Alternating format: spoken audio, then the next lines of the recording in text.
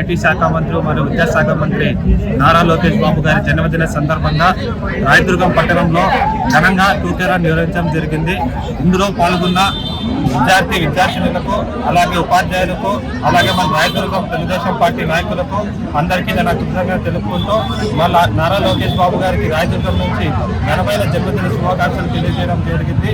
ఇందుకు చాలా ఫౌండేషన్ మరియు ఇందుకు సహకరించిన సార్ గారికి అలాగే విద్యార్థులకు అలాగే మన పట్టణ నాయకులకు అలాగే పీటీలకు అందరికీ కృతజ్ఞతలు.